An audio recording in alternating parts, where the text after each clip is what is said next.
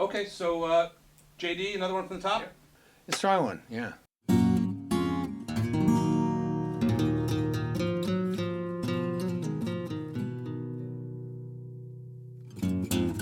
I always swore I'd never make a greatest hits album. And I still haven't.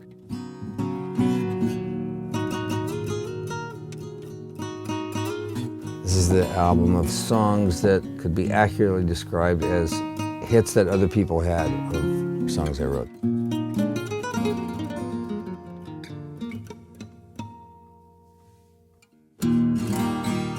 I called JD and said, listen, I think you need to revisit your most famous songs in a very stripped down, intimate manner, and people will sort of, in a sense, hear them for the first time. It sounds so familiar.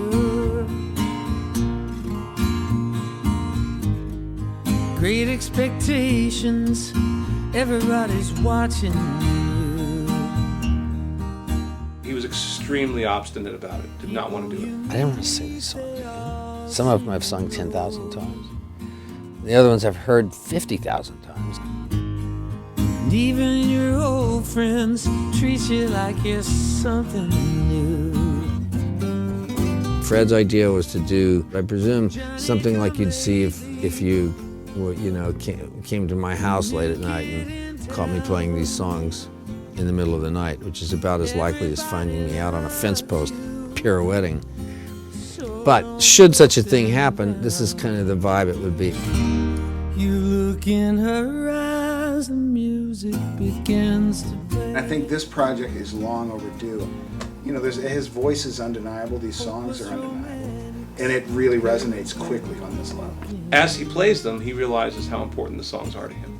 Somebody told me along the way, if I found a new way to sing, if I really reinvented them, that I'd enjoy it. That's when I'd start to enjoy it. That's exactly what happened.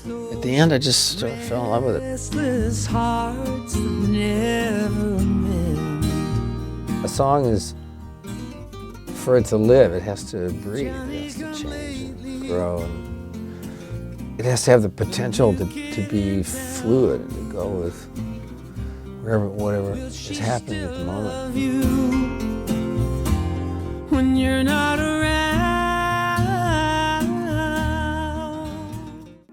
when the world is ready to fall on your little shoulders, and when you're feeling lonely and small, you need somebody there. This is an unusual chance to almost set the record straight so people can really hear JD intimately singing the songs that the Eagles had done or whoever had done. People don't always know who wrote the songs. It's kind of funny. I mean, of his music, and then you read a little more, and then you find out, well, boy, he wrote that, and he wrote that, and he wrote that.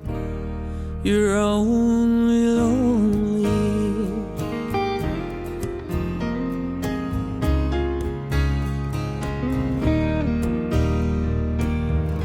when you need somebody around on the nights to try. Fred uses the word reclaim in these songs. I don't feel like I ever gave up any claim on them. I'm grateful that somebody as good as the Eagles recorded them, I think the audience, when they hear this music in a pared-down setting from the songwriter, especially a songwriter who's got as strong of a vocal presence and musical presence as JD, the true sincerity resonates on a different level.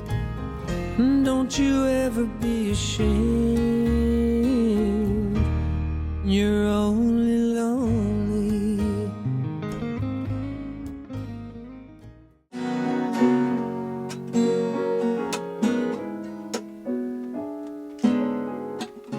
Hey Chris, do you think it sounds better to do that id rather than id?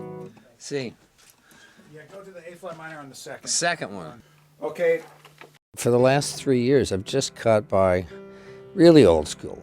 We write all the material, we write the charts, we rehearse the band, we go play gigs, and then we come and play the record live.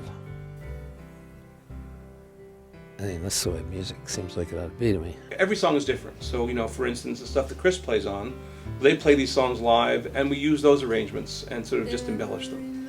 Certain songs we haven't done before in the studio, and he doesn't play live with different musicians, we're all sort of arranging as we go. as in any musical situation, when you're working together closely, the music evolves, your relationship evolves. So these arrangements evolved and grew out of our relationship working together in live situations. And that's what this project is, I think, is a result of that. I can tell you a little bit what the Sad Cafe was, because it actually was something. It was the restaurant next to the Troubadour called Dantana's in Hollywood. And the Troubadour Bar was kind of the same group. It was about us. It was about the places that we hung out. Softly falling,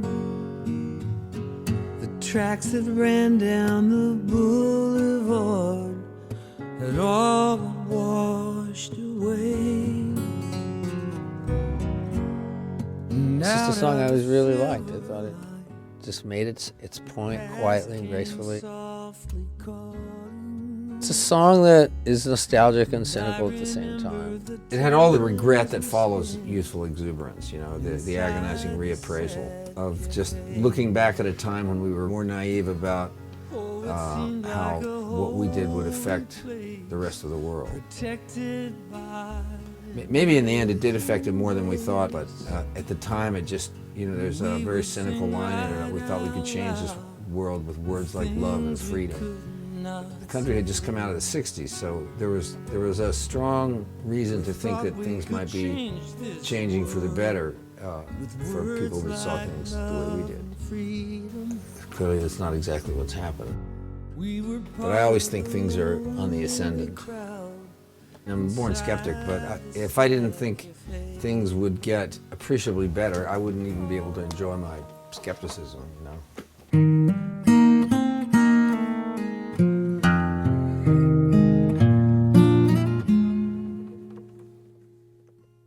Oh, I like the way you bring the water with your fingers on the lime. And when you walk that way, it kills me. I'll be here at closing time. I just try to take the songs and do the least possible harm to them. While trying to stick as close to whatever I think the central nervous system of the song is. You could walk away from me, but don't do it. I'll be here, closing time. As a producer, what you want to do, especially on this kind of a record, which is a stripped down, very intimate project, is just to make sure that the vocals are as captivating, you know, that they sort of propel you. And luckily, the thing we have with JD that is a blessing is his absolute God-given gift as a singer, because he's really spectacular. I'll be outside with the engine running, pointed at the western sky, looking for a place to lay you down. I don't wanna make you cry.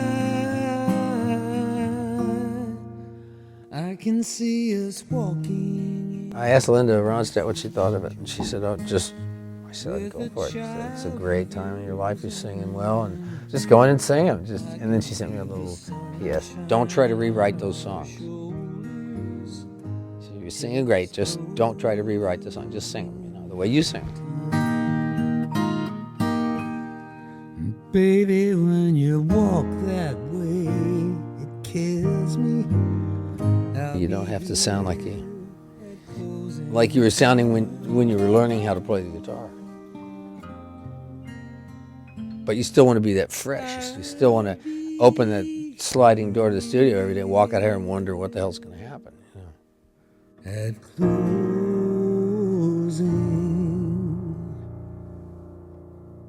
time.